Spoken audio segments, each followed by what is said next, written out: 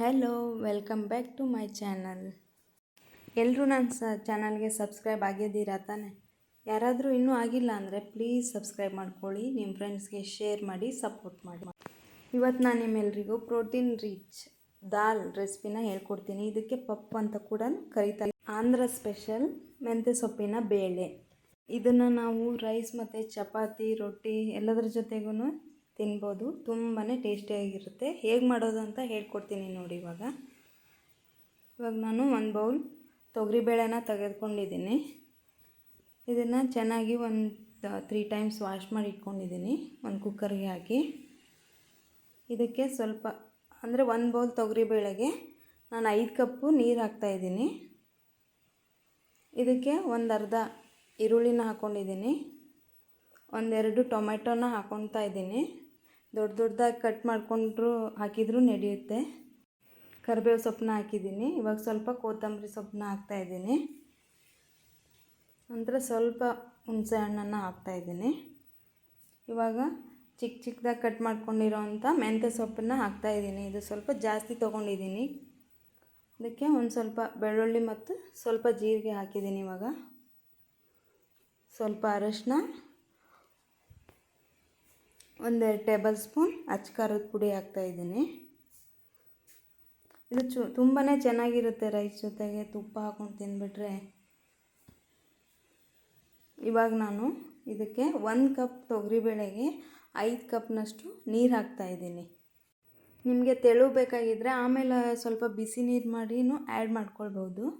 ನಾನಿವಾಗ 5 ಕಪ್ ನೀರು ಹಾಕ್ತಾಯಿದ್ದೀನಿ. ಇದಕ್ಕೇ ನಾವು ಒಂದು ಅರ್ಧ ಹೀರೆಕಾಯಿ ಕೂಡ ಹಾಕ್ಕೊಂಡು ಮಾಡ್ಕೊಳ್ಬೋದು.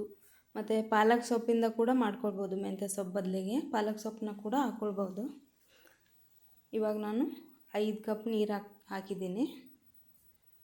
ಸ್ವಲ್ಪ ಮಿಕ್ಸ್ ಮಾಡಿ ಕುಕ್ಕರ್ ಮುಚ್ಚಳನ ಮುಚ್ಚಿ ಒಂದು 3 ವಿಜಿಲ್ ಕೂಗಿಸ್ತಾ ಇದ್ದೀನಿ. ಇವಾಗ 3 ವಿಜಿಲ್ ಆಯಿತು. ಈ ಥರ ಬೇಳೆ ಕುದ್ದಿದೆ ಫುಲ್ ಸಾಫ್ಟಾಗಿ. ಇದರಲ್ಲಿರೋವಂಥ ಕಟ್ಟನ್ನು ನಾನು ಒಂದು ಪಾತ್ರೆಗೆ ಬಸ್ಕೊಂಡಿದ್ದೀನಿ. ಇವಾಗ ಇದಕ್ಕೆ ಸ್ವಲ್ಪ ಉಪ್ಪನ್ನ ಆ್ಯಡ್ ಮಾಡ್ತಾಯಿದ್ದೀನಿ.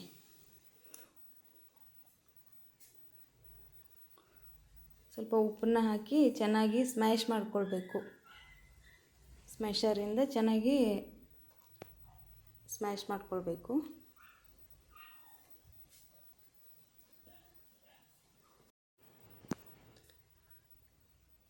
ಥರ ಸ್ಮ್ಯಾಶ್ ಮಾಡಿಕೊಂಡ್ರೆ ಎಲ್ಲ ಉಪ್ಪು ಎಲ್ಲ ಅದು ಬೇಳೆ ಜೊತೆಗೆ ಸೇರಿಕೊಂಡು ಸಾಫ್ಟಾಗಿ ಸ್ಮ್ಯಾಶ್ ಆಗಿಬಿಡುತ್ತೆ. ಇವಾಗ ಸ್ಮ್ಯಾಶ್ ಮಾಡ್ಕೊಂಡಿದ್ದೀನಿ ನಾನು ಫುಲ್ಲು. ಇದಕ್ಕೆ ತೆಗೆದುಕೊಂಡು ಇಟ್ಕೊಂಡಿರೋಂಥ ಕಟ್ಟನ್ನು ಆ್ಯಡ್ ಮಾಡ್ತಾಯಿದ್ದೀನಿ. ಆ್ಯಡ್ ಮಾಡಿಕೊಂಡು ಚೆನ್ನಾಗಿ ಕಲಿಸ್ಕೊಳ್ತಾ ಇದ್ದೀನಿ. ಇವಾಗ ಇದು ಬೇಳೆ ರೆಡಿಯಾಗಿದೆ. ಇದಕ್ಕೆ ನಾನು ಇವಾಗ ಒಗ್ಗರಣೆ ರೆಡಿ ಮಾಡ್ಕೊಳ್ತಾ ಇದ್ದೀನಿ.